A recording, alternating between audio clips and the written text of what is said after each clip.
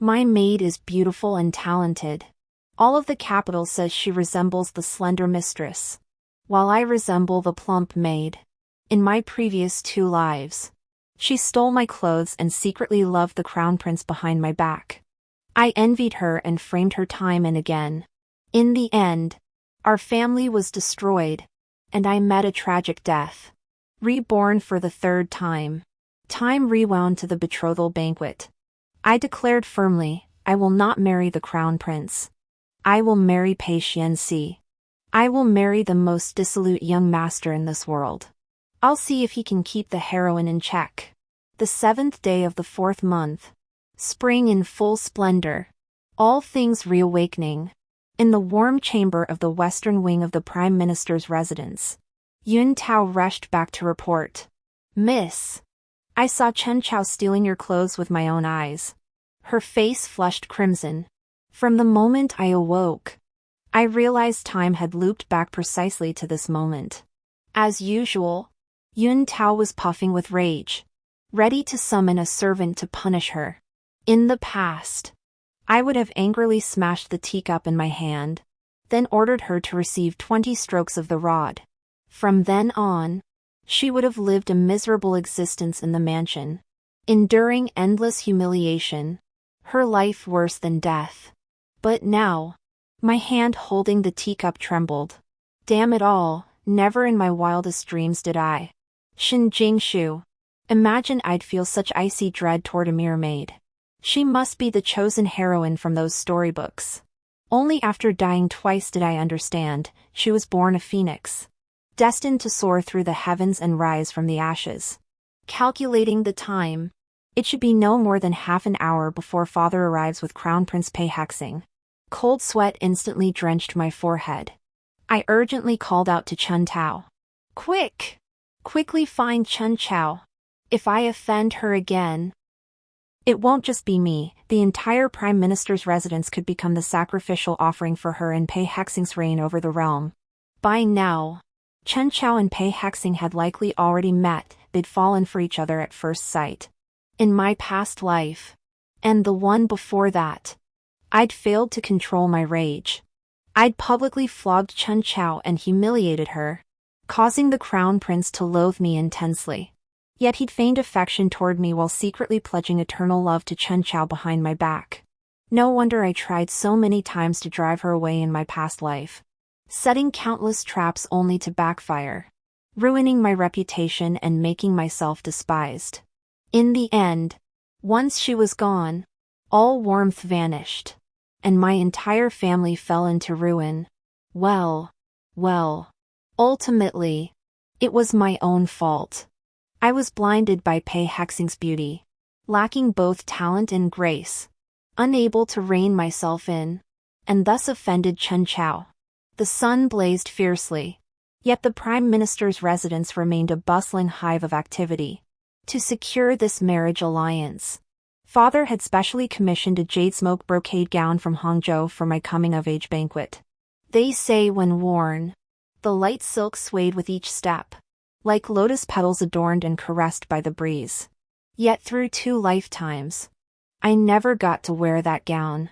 In those past lives, when father brought Pei Si to find me, I was having my servant pin Chen Chao to the ground, humiliating her mercilessly. Now, thinking back, how utterly wrong that was. Fortunately, my rebirth came not too late. Chen Chao had just been forced to kneel by Yun Tao at that moment. In this 3rd life, I'd grown a bit wiser. I didn't speak to punish her, only watched as she explained, saying it wasn't intentional. The tea gradually grew cold. The sun slanted across the sundial, time slipping away inch by inch. Chen Chao was truly beautiful. A cold, stubborn resolve rose in her eyes. Amidst Yun Tao's repeated accusations of why she'd stolen my clothes, she still refused to beg for mercy. Like a delicate, pale white flower, she shone as brightly as spring blossoms. In my youthful infatuation, I'd devoured countless romance novels. It was precisely this ignorance and recklessness that left me incapable of pondering why Pei had fallen for me. Instead, I naively believed that if I could eliminate Chen Chao, he would surely treat me well. How foolish. How utterly foolish. Yun Tao waited for my command to punish her harshly. But to everyone's astonishment, I gently helped her up and gave her the brocade outfit. Chen Chao must have been thoughtful, knowing the size didn't fit and wanting to try it on for me. A servant's announcement came from outside the courtyard. The crown prince and father had arrived. I timed it perfectly, ensuring Pei Hexing witnessed the scene of me being so considerate toward his beloved father, however, was utterly dumbfounded. His daughter, ever spoiled, arrogant, and reckless, who looked down on everyone, was now being so kind to a mere maid. He was as clueless as someone caught in a thunderstorm, utterly bewildered. I precisely caught the disappointment and melancholy in Pei Hexing's eyes as he stood nearby. Yet, with his deep cunning, he concealed his emotions completely within moments. Clearly disliking me, yet feigning admiration, he murmured in a hushed voice, "Sister Shu is indeed innocent and kind." His gaze then drifted, seemingly by chance, toward Chen Chao, who remained kneeling. In my previous life, before the banquet, I had begged father to ensure Pei Hexing was the first to see me in my ceremonial attire. I wanted to surprise him, to give him all my excitement and passion. So father specially brought Pei Hexing into the warm chamber, leaving us alone. But now, the banquet is about to begin, and my gown has been worn by another. It seems fate's reversal began long ago. All my hopes were in vain, and my foolishness was destined from the start. Without my ceremonial gown, I had Yun Tao prepare a simple yet proper dress for me. In the bronze mirror, I saw myself plump and heavily made up. The delicacies of the Prime Minister's residence had already filled my waist. Before, when I heard everyone's flattery, I thought it was charming and full-figured. But now, looking back, wasn't that just the intoxicating potion of flattery? I couldn't help but steal a glance at Chen Chao. "Do you think I'm beautiful?" At my question, she offered a faint smile, her eyes brimming with restraint and self-control. "True beauty lies within, not on the surface. Your kindness, young mistress, makes you truly beautiful." She paused, then declared with unwavering conviction, "I wore your dress, young mistress. I have no excuse. Thank you for your kindness." Her reply was flawless, praising my beauty while subtly admonishing me. Compared to her, I was indeed ignorant and willful. My past harsh commands toward Chen Chao stemmed largely from jealousy. I envied her graceful bearing and striking beauty. Even in her maid's attire, she always outshone me when standing beside me. Whenever I saw her, I forgot mother's admonition to cultivate both inner and outer grace, instead throwing myself headlong into chasing splendid garments and icy cold jewels. Today, for the first time, I took her hand gently and tenderly. "Chen Chao, that gown truly befits your beauty." Outside, the wind blew in bursts, full of vitality. Her exquisite eyes shimmered, stirring a hint of ambition. At the banquet, everyone knew today was merely a birthday-themed betrothal feast. So when the emperor, seated high above, beamed and asked me, "Sure, today I am not the emperor, but your uncle. I know you've loved here since childhood. Today, your uncle will decide, how about I marry you to him?" None expected my decisive refusal. Cutting, sharp, without a trace of lingering affection, as if the one who once chased Pei Hexing through the palace courtyards wasn't me. Mother, fearing I was acting out of spite, tried to smooth things over. "Sure is just a bit shy." But I shook my head firmly, refusing. "Uncle Emperor, the truth is, it was never Pei Hexing I loved since childhood. It was Pei Si. I hope Uncle Emperor will grant my wish." Those few words sent my father's legs weak with shock. "Pei Si?" He was the most notorious playboy in the capital, a good-for-nothing who devoted himself solely to pleasure. He was the very cautionary tale mothers in the capital used to warn their children about. Countless noble families despised even the slightest association with him. And the emperor himself was a headache over his marriage prospects. Yes. Choosing a wealthy capital maiden would surely sow discord between ruler and subjects. But selecting a foreign princess would give them cause to rebel. Truthfully, I never truly desired this marriage. Yet he alone was certain the emperor would not refuse. He alone could ensure my family's enduring peace. The emperor had only 2 sons, Pei Si, born to a concubine and entrusted with great responsibilities, and Pei Si, born to the empress, a spoiled and arrogant wastrel. Countless noble maidens yearned to wed the capable one. Yet not a single one would dream of marrying the arrogant wastrel. After my meddling, the banquet's focus suddenly shifted to Pei Si. He'd been leisurely sipping wine, but upon hearing my solemn vow to marry him, he leapt to his feet. Huh? You're truly willing to marry this good-for-nothing? I shot him a look that said, do you think I have a choice? Yet my lips curved into a radiant smile. I do. I want to marry you. I want to marry you very much. The usually unrestrained Pei Si hadn't expected to be so easily flustered.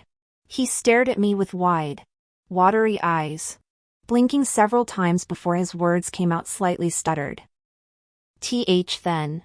I'm willing to marry you too. Her Majesty the Empress trembled with excitement. Your Majesty. Your Majesty. You must also consider Prince Pei Si's marriage prospects.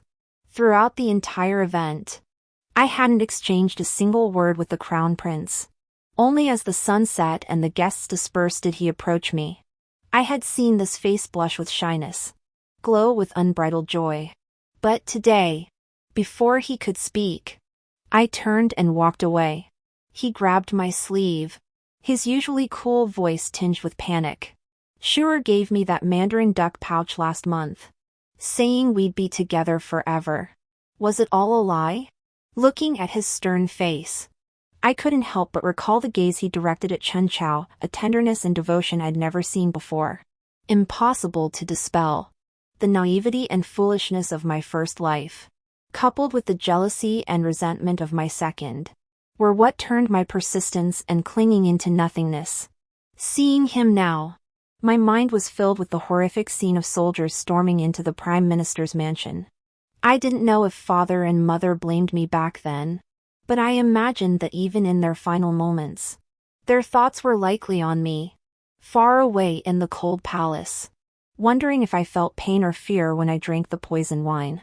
Now, forget clinging to him, even a glance fills me with dread. What difference is there between the current Pei Hexing and a ghost sent by the King of Hell? I fled as fast as my feet could carry me, wishing they could take me straight to heaven. Your Highness, the Crown Prince, better things await you. I remember from my past life that Chen Chao only grew his rebellious streak after my betrothal to the Crown Prince. How many poetry gatherings had I made Chen Chao write poems for me to cheat my way to glory? All to win Pei Hexing's favor? But after our betrothal, she publicly humiliated me. At the poetry gathering, clutching her whipped wounds, she knelt defiantly. What is there to fear in life? What is there to fear in death? Though you are the daughter of the Prime Minister, I am no mere weed to be trampled underfoot. Today I shall dash my head against this pillar. May heaven pity my talent, understand my anguish, and punish Shinjingshu. May she suffer 3 lifetimes without peace. Of course, she didn't die. Pei Hexing stepped before her, citing our impending wedding to demand I spare her from scandal and treat Chen Chao kindly. What a failure I am as the legitimate daughter of the Prime Minister's household. Even a maid finds me lacking in both talent and beauty. Unworthy of Pei Hexing. Yet, perhaps no other noble lady could ever compare to her. Though born into hardship, an orphan from childhood, she was quick-witted and intelligent, skilled in both literature and medicine. Her status rose when she saved the life of the Duchess of Ing. Her love for Pei Hexing is truly heartrending. She endured my oppression in silence all this time. I thought I'd driven her from the mansion. But it turns out she was hidden away in his secret palace, becoming his strategist. My role in their story of conquering the realm together is that of a brainless, immoral supporting character. Even my death would be fitting. Well, this poetry gathering, I'm determined to prepare thoroughly. For the sake of dozens of lives in the Prime Minister's household, I'll give it my all. I had Yun Tao find 3 private tutors in one breath. Mother thought I was possessed and tried to drag me to the Prime Minister's temple. I also abruptly gave up sweet pastries and fish dishes, instructing the kitchen to prepare only bland, watery meals. Father thought I'd fallen ill and even summoned the imperial physicians from the palace. They began taking turns pleading with me. My dearest child, if you're possessed by spirits, just blink your eyes. I'd never applied myself to poetry or scholarship before, and the betrothal itself was a sudden decision. No wonder my parents assumed it was just childish whims or a quarrel with Pei Si. After all, I had never exchanged a single word with Pei Si. I looked down on his decadence and extravagance, disdained his ordinary looks, nothing like Pei Hahang's refined handsomeness. Yet he was the only man who never stirred my heart during the spring festival.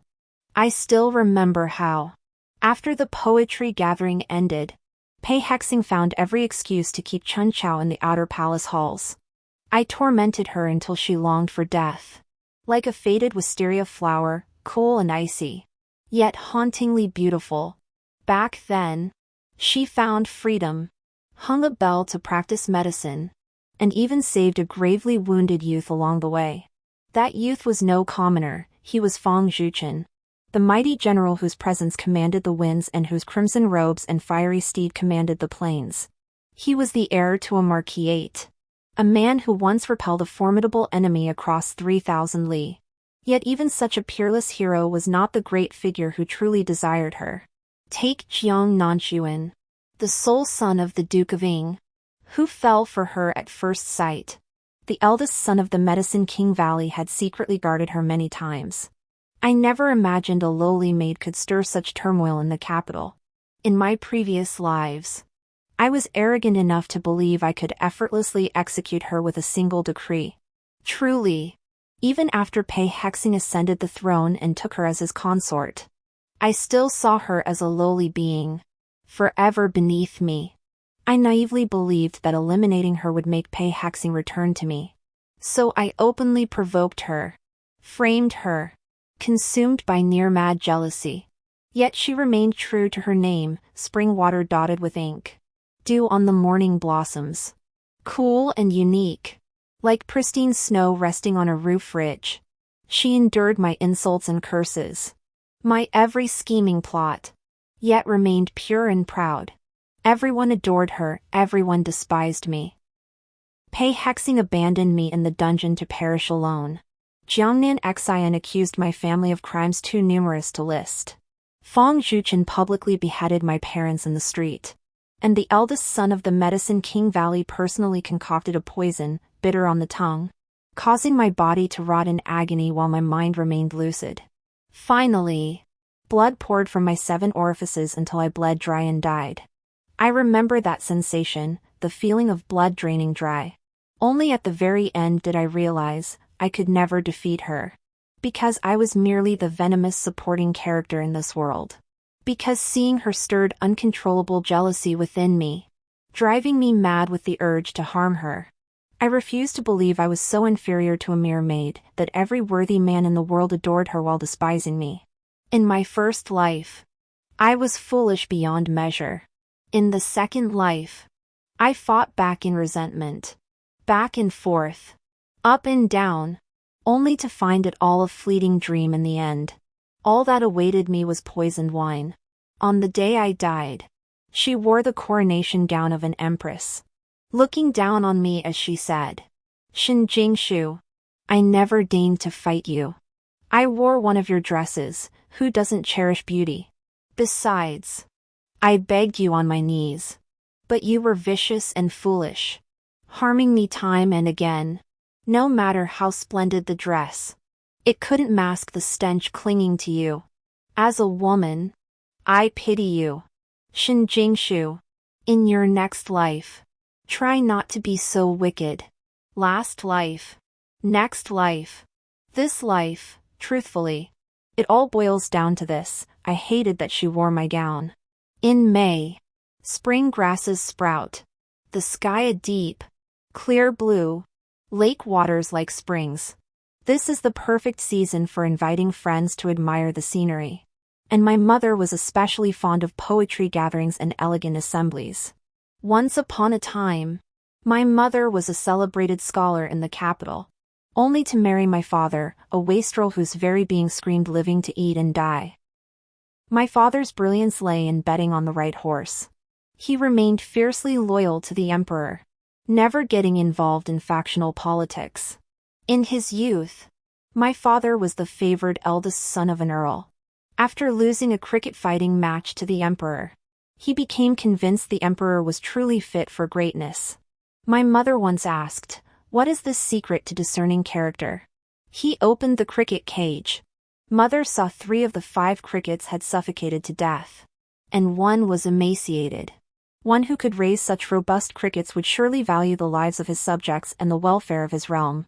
He sought victory through crickets, but ultimately relied on his people and his kingdom to prevail. After the emperor ascended the throne, governance flourished and the economy recovered. My father was appointed to the prime minister's office.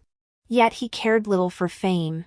He continued to avoid court, shunned politics, and indulged in feasting, revelry, and leisurely fishing. This was hardly a wise strategy to avoid suspicion. He had once flipped through the art of war, improving slightly by staying awake until page 13. He was simply lazy. Even the emperor knew that while anyone might rebel, my father never would. My father even believed that spending a single extra second in court was a waste of life. Well, I follow my father's example. In this life and the one before, I've always been a pleasure-seeking scoundrel. After over a month of intense study, I finally reached the state described by my ancestors. My belt grows loose. Yet I regret nothing, for her sake. I waste away. Mother said my waist had grown slimmer, and my skin had become smooth and delicate. Rarely venturing out this month. I've heard whispers in the capital. Some say Pei Si frequented yet another tavern. Others claim my marriage to him was merely to spite Pei Si, insisting we'll eventually reconcile. Mother personally teaches me scriptures daily. Seeing my excessive diligence, she once tearfully urged, "Sure, your mother is delighted to see you cultivating both inner and outer virtues. Yet your mother and father both wish for your health and happiness. We want you to have your own choices.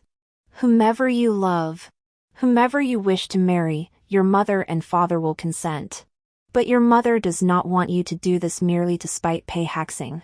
Do not gamble with your health." I recalled how I once sought cruel methods to harm Chen Chao, forcing my kind mother to plead for vicious spells. I truly deserved to be poisoned to death. Holding her hand, I reassured her once more. "Mother, you once said a woman's finest adornment is virtue, and her most valuable possession is independence. I've only now grasped the truth in your words. It has nothing to do with whom my heart favors or whom I marry. It was from books that I drew strength. I now know that before the final chapter. Who can predict life or death? The poetry gathering on the 10th day of the 5th month. The Duke of Ying's birthday banquet in mid-month. The hidden beauty in the imperial retreat. And the bell-ringing rescue at every turning point. I will not rush toward tragedy again for Pei Si.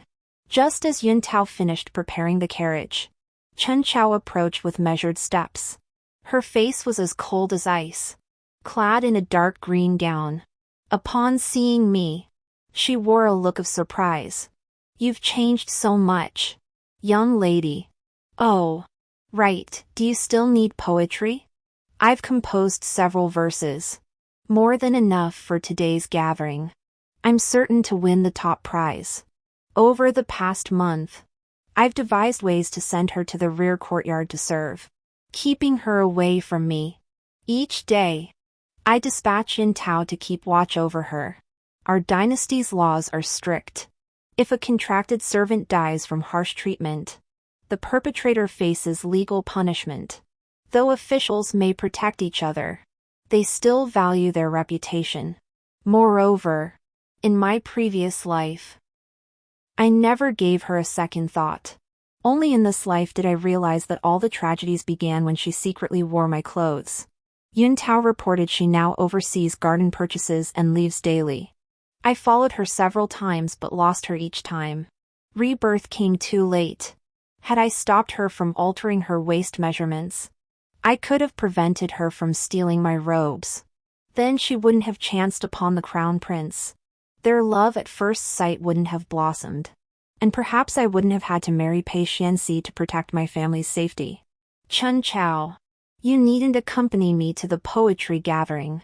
You've grown thinner lately, rest at home instead. But miss, weren't you hoping to convey your feelings to the crown prince? Your servant can endure the fatigue. Chun Chao, you know you outshine me in beauty. I fear you'll steal my spotlight. A smile finally touched her lips as she handed me a sheet of paper. Then Chun Chao will wait at home for you. Miss, should you wish to win the top prize, simply memorize these poems. She departed with calm assurance, as if certain of her success. In the carriage, I unfolded the paper and doubled over laughing. Yun Tao, baffled, urged the driver to hurry while asking, "What on earth are you laughing at, miss?" Here, Hidden Tale Poems. Link the last lines of each verse. And it spells out meet at Shan hour, 3 p.m. That little bitch. Yun Tao was so furious she scratched her head and pulled at her ears. Miss, I truly can't stand how she uses her beauty to seduce the crown prince. She should be sold off or beaten to death. She can't steal your spotlight. Silly girl. I sighed. If only I'd heeded Yun Tao's advice and sold her off in my past life. Alas, I was so arrogant then. Convinced she was merely a lowly slave, better to keep her close and torment her slowly. Now it's too late. By now, Pei Hong must have met with her many times. He's likely sworn eternal vows and dispatched secret guards to protect her. So be it. I know how to indulge and destroy. Tearing the paper in my hand, I smiled. Do you remember what I told you? Yun Tao gave a sly grin. Of course, miss. Rest assured. I've placed a bunch of smooth-talking maidservants around Chun Chao. She won't be able to lift a finger or carry a load. The carriage rolled slowly through the capital's unchanging scenery, stirring my heart. As the ancients said, heaven will bestow a great mission upon this person. It must first torment their spirit and exhaust their body. I wonder if the heaven-chosen heroine, Chun Chao, can remain true to her original heart amidst the adulation of the masses. The Wind Courtyard gathered scholars from across the land. The emperor, seeking to recruit talent, hosted an annual poetry gathering here. Whether noble daughters or sons of humble origins, all were welcomed. In the past, to win Pei Hexing's favor, I attended these gatherings often. I memorized the poems Chun Chao wrote for me, lost in the waves of flattery. But today, their discussions revolve around, how did Shen Jingshu lose so much weight? The world is generally fascinated by the intrigues of noble families. So it's no surprise that Pei Si and I have become topics of gossip. Though the current emperor has a consort, everyone knows his true love is Pei Hixing's mother, the imperial consort. The consort is merely a political marriage to stabilize the court. The empress possesses an ordinary, unremarkable face. Without the opulent robes and jewels adorning her, she would truly vanish into the crowd. But Pei Hexing's mother? She was the young lady who grew up alongside the emperor, a childhood sweetheart. Though her family background couldn't hold a candle to half of the empress's, she excelled with a beauty that could topple kingdoms and scholarly talents that rivaled any. Pei Hong bore a striking resemblance to his mother, drawing attention from birth and rising steadily to become crown prince. Pei Si, however, was merely a product of political marriage, ordinary in appearance and lacking imperial talent. As if born solely to serve as Pei Hong's foil. I was so infatuated with Pei Hexing that marrying anyone else felt like suffering and settling. In my past life, I never even noticed Pei Si. He always stayed in the dim corners, only remembered when he caught a glimmer of his brother's light. And because of me, he topped the gossip charts for the first time. Lost in thought, I didn't notice when Pei Si had slipped beside me. His wide eyes studied me repeatedly before he reached out and poked my dimple. You haven't lost weight from missing my imperial brother, have you? Even he had heard the gossip. It seemed the emperor uncle shared the same concerns, which was why he hesitated to send the betrothal gifts. Having lost a few pounds, I wore simple, cool makeup. I no longer wished to draw attention. My dress was in the Qingping style, unfashionable within the capital. This was the perfect chance to clear the rumors. I took his hand, leaning in affectionately. Si, I whispered. I've long harbored deep feelings for you. But I felt unworthy, lacking in talent, virtue, and even beauty. I chose this path for you. My tone was calm, my smile radiating gentle warmth. The tips of Pei Si's ears flushed crimson. No one had ever confessed affection for him, nor declared their heart's desire to marry him. Stammering with nervousness, he flushed and protested. Nonsense. Who said you lacked talent or virtue? A little. Plumpness is adorable. Don't listen to their nonsense. I smoothly handed him a fragrant pouch embroidered with mandarin ducks, its reverse side outlining the character Xian in silk thread. The stitching was crooked and clumsy, making me feel awkward. I just started learning embroidery from my mother. I wanted to stitch the character C for you, but it has too many strokes. My skills aren't refined enough yet, so I could only manage Xian for now. Once I practice more and improve, I'll replace it with a new sachets. He clutched it as if receiving a treasure from the western regions, his large eyes sparkling. The character Xian is beautiful too. Lovers' affection and laughter filled the air. When Pei Hexing arrived, dusty and weary, the scene felt especially jarring. Pei Si and I sat upright at the banquet, watching the guests compose poems and tunes with great relish. In the past, whenever I heard Pei Hexing would appear, I'd always vie for the top prize, stealing the spotlight. But now I was unusually quiet, so quiet that even when Pei Hexing sat beside me and spoke, I turned away, my voice faint and distant. Sure, he murmured, his head bowed, his face breathtakingly beautiful, like a fallen immortal tainted by the world. He took a sip from his jade teacup and continued. Sure possesses considerable learning. Why not display it? Taking a sip from his jade teacup, he continued. Sure, your learning is profound. Why not showcase it? Had he not spoken? I nearly forgot, Chen Chao had composed so many verses for him. I'd already devised a plan, and today I finally met his gaze. Perhaps it had been too long since we last met. A flicker of surprise crossed his eyes before he regained his composure. He attempted to lead me toward the crowd, his hand already reaching out to take mine. But I slipped away like oil on my soles, darting swiftly to the center. There, I recited Chen Chao's poem aloud, whether in rhythm and meter, or in its erudite allusions. Its structure flowed seamlessly, especially that final line, as dusk fades. We'll meet again at dawn. It evoked the feeling of turning a corner to find a new village. They began to praise me, fawning that I was the reincarnation of the poetic immortal. But I unexpectedly shifted the conversation and made an announcement. My knowledge is shallow, how could I compose such exquisite verse? This is the work of my maid. Chen Chao, she is the true poetic genius. The Wind Courtyard, gathering scholars and beauties who cherished poetry and literature, erupted in an uproar. Then I had Yun Tao bring out the poems I had written earlier. All of these were Chun Chao's works, poems I had memorized in my previous life. Today, I finally understand, only those truly steeped in poetry and literature can see through human nature, recognizing that such flattery is nothing but dust and impurities. If it's not enlightenment, it need not enter the ear. Everyone present discussed Chun Chao, some declaring her the foremost literary talent in the capital. I watched Pei Si, seated in the high seat, his face turning ashen.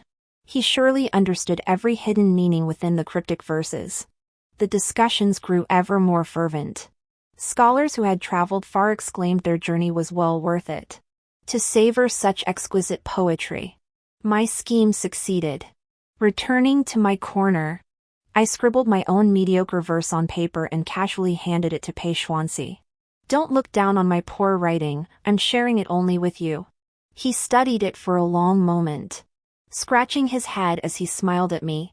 Others call you foolish, clumsy, and overly ambitious. Today, I finally understand you. You don't scorn me for not reading poetry or books. How could I scorn your verse?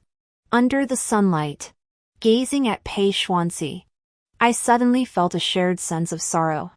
I understood all too well the taste of having one's light obscured, and the taste of being forced into the role of mere adornment. Without me, perhaps he'd still be lost in the mundane world, unspoken to, unapproached, utterly invisible. I gently touched his shoulder to comfort him. No one says we must become heroes who live as long as the heavens. Grass has its own blessings, trees have their own shade. Si, when you are simply yourself, you are the great hero of your own little world. This poetry gathering left Chun Chao both startled and delighted. Startled that I hadn't stolen the verses she wrote. Delighted that she had become a celebrated talent, with many prominent families sending invitations for her to teach poetry. Nowadays, few in the streets still mention that I had only done it to spite Pei Si. In the wind-swept courtyard, I kept my distance from Pei Si, avoiding him like the plague. The world knew I truly loved Pei Si. Now, whether in tea houses or storytelling parlors, Chun Chao had become the topic of discussion. Even the maids I command in the mansion now revolve around her. I ordered everyone to treat her with respect, to support her in studying history and literature, to encourage her poetry gatherings and the formation of literary societies, and to help her cultivate close friendships. Yet I dare not let my guard down. As long as the emperor hasn't issued an imperial decree to arrange our marriage, the risk of me marrying Pei Si remains. I must stay vigilant at all times. Who would have thought that one day, I, Shin Jingshu, would find myself frustrated by my own past obsession with Pei Si? Ah well. This fire must burn even brighter, so fiercely it cannot be extinguished. So intensely that my uncle the emperor believes it completely. By the hour of Shin, Yun Tao's men sent to track Chun Chao had, unsurprisingly, vanished again. The secret guards protecting Chun Chao must be hiding in the corners of the Prime Minister's mansion. In my previous life, I only learned of these guards when I secretly hired assassins to kill her. I was heartbroken then, unable to understand why Pei Si would protect someone I despised.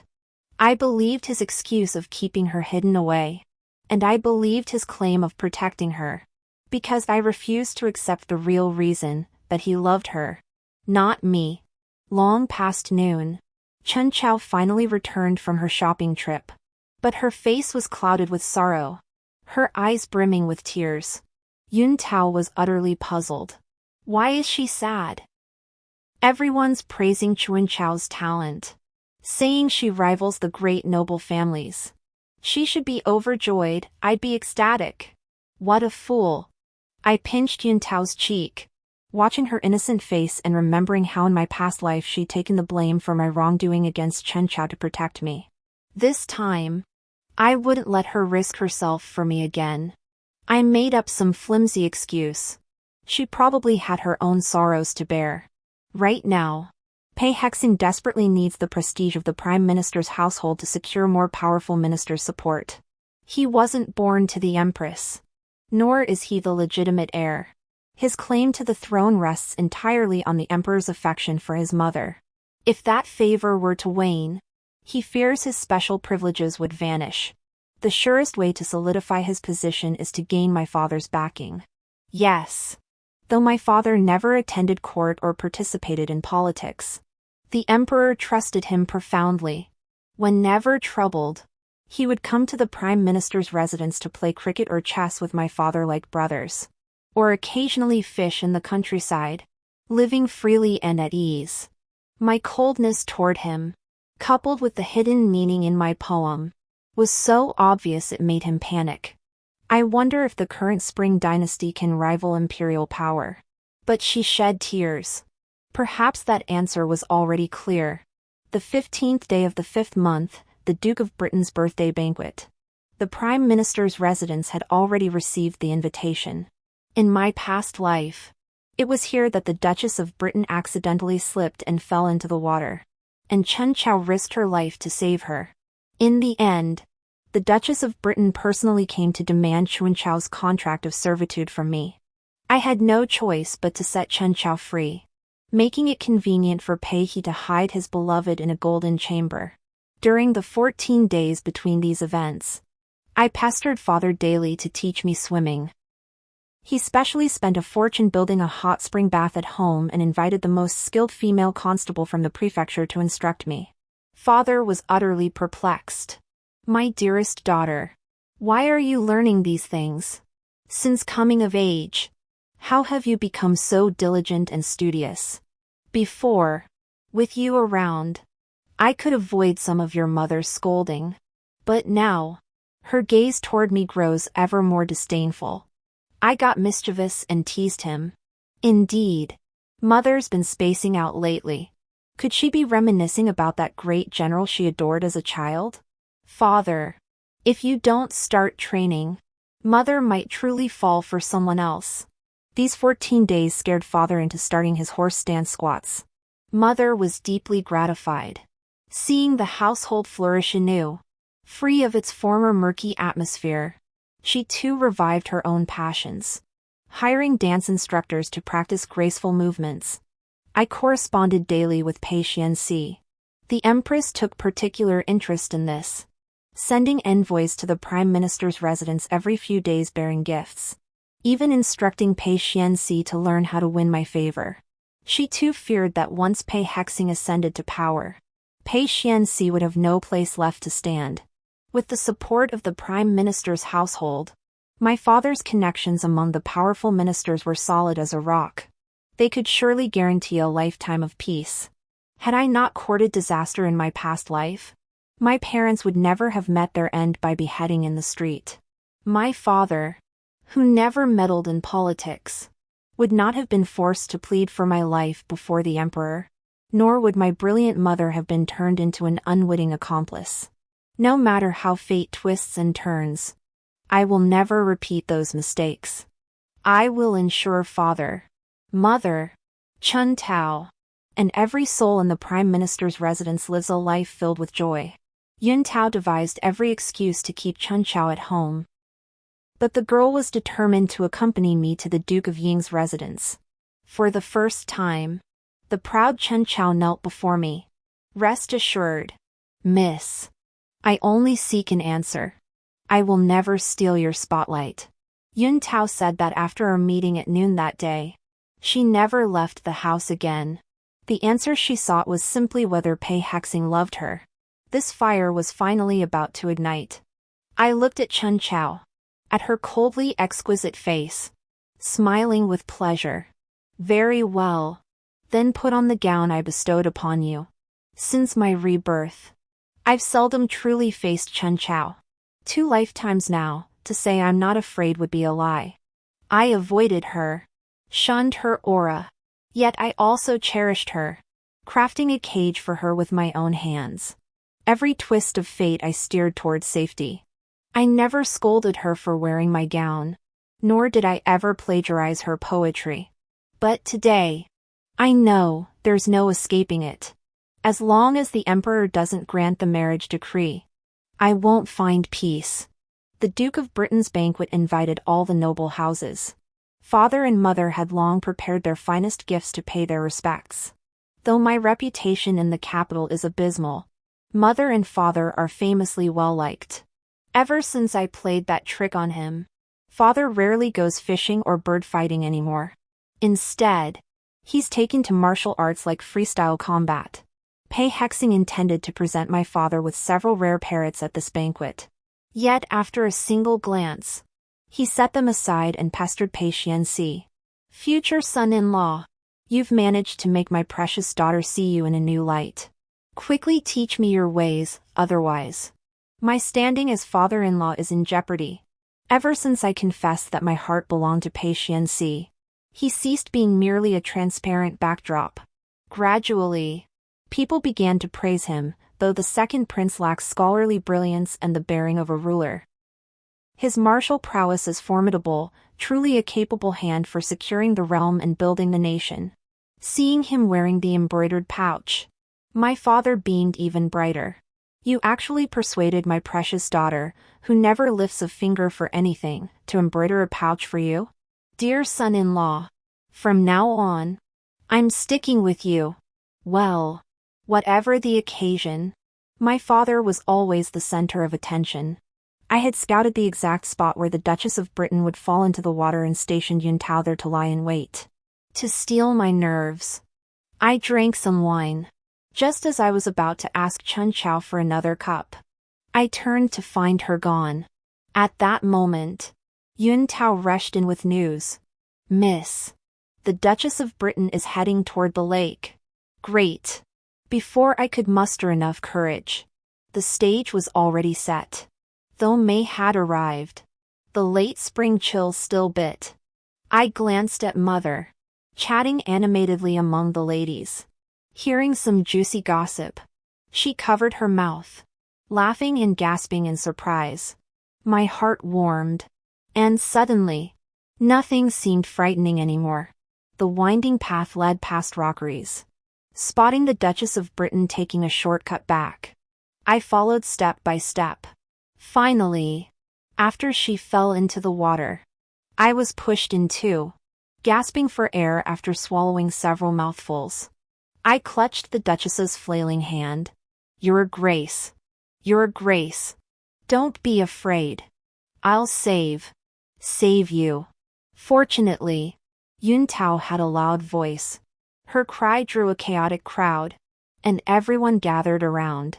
My father and mother nearly leaped into the lake.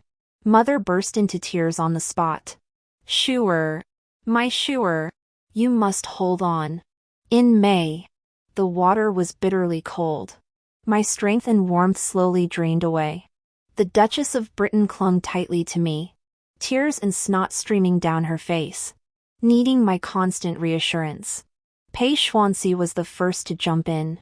He wrapped my clothes in his own garments, then handed the Duchess of Britain to the rescuing guards before carrying me ashore. Water choked my voice, yet I felt the dense branches in the courtyard bursting with spring vitality. The sun filtering through the pavilion's latticework felt warm and comforting. Even the ordinary, unassuming Pei Si made my heart flutter. He wasn't as stern as Pei Si, nor as defiant as General Fang Zhuchen. He simply remained a quiet supporting character, disturbing no one. The world seemed to fall silent, so still that I could only hear his voice, urgent and breathless. Shin Jingshu, you absolutely must not come to harm. It was the first time he had ever called my name. The Duchess of Britain personally arranged a side room for me to change out of my damp clothes. Only then did I get the chance to be alone with her, and I hurriedly voiced my doubts. Madam, you didn't slip and fall into the water. Someone pushed you.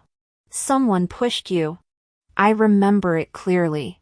Just as I tried to grab her before she fell, someone shoved me, a light push. Not like a man's. Her brow furrowed, her expression grave, as if she understood. Thank you, Shuer, for risking your life to save me today. I will see this through to the end. She stepped out briefly, likely instructing the servants, and returned with a noticeably heavier frown. Father and mother were utterly terrified. When I emerged after changing clothes, they clutched my hands tightly, refusing to let go. The banquet regained its calm. My heart finally settled, and I settled into munching on cabbage stalks. After so long disciplining myself, I couldn't let meat tempt me. Even as dusk fell, I still hadn't seen Chen Chao. Had the Duchess of Ing not personally announced they'd found the murderer who pushed us into the water, I fear I might have remained in the dark about my past life. I should laugh at this chosen heroine who couldn't escape love, hate, anger, and delusion, who couldn't escape the 7 emotions and 6 desires, who couldn't escape resentment and pain. The Duchess of Ingwa came from a military background, raised in barracks since childhood. She'd seen every kind of murder and every kind of scheme. The moment I mentioned being pushed into the water, suspicion arose. The household had already been thoroughly screened. It couldn't have been someone from the Duke's residence. That meant it had to be someone from outside. She scrutinized the steward's banquet guest list and interrogated every attendant and servant. Only my maid, Chen Chao, was absent from my side.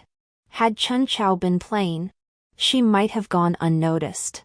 But her beauty rivaled the heavens, and she wore the robes I had bestowed upon her. Her every step drew attention. When found, the Duchess had her shoes examined. Sure enough, they bore traces of mud.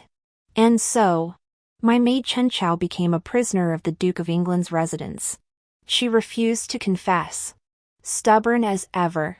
Yet her defiant, icy countenance did nothing to win the Duchess's favor. A red-hot branding iron pressed against her skin, the scent of scorched fabric filled the air as sparks sizzled against her flesh. Even after every torture device was exhausted, she remained standing, gazing toward the doorway as if awaiting someone. Long after the banquet ended, I remained in a daze. In my past life, it was the Duchess of Ingwa who fell into the water, and Chen Chao who saved her. I wondered if, back then, this too had been a scheme orchestrated by her and Pei Si, a ploy to use the Duke of Ingwa to seize the contract of indenture from my hands and buy their freedom. Then, what about Fang Zhuchen? I wrote to Pei Si, instructing him to guard the capital's city gates. Perhaps he could save this grand general, resplendent in his finest armor and riding his fiercest steed. Though I despised him for slaughtering my family, he had protected the common folk of the eastern frontier and safeguarded the peace. If Pei Si saved him in this life, it would be a win-win. 5 days passed. The Duchess of Ingwa reported that Chen Chao still refused to confess anything. Pei Si acts as if he never knew Chen Chao, attending court, participating in governance, even finding time to visit the Prime Minister's residence to curry favor with my father.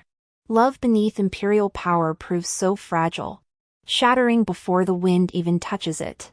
Pushing the Duchess of Tue into the water amounts to murdering royalty. If it truly was Chen Chao, I wouldn't need to fight this life away. But what was her purpose? Perhaps only Chen Chao herself could unravel this mystery. The once formidable General Fang Zhuchen, who once commanded armies and conquered lands, reappeared covered in wounds, carried into the capital by an old horse.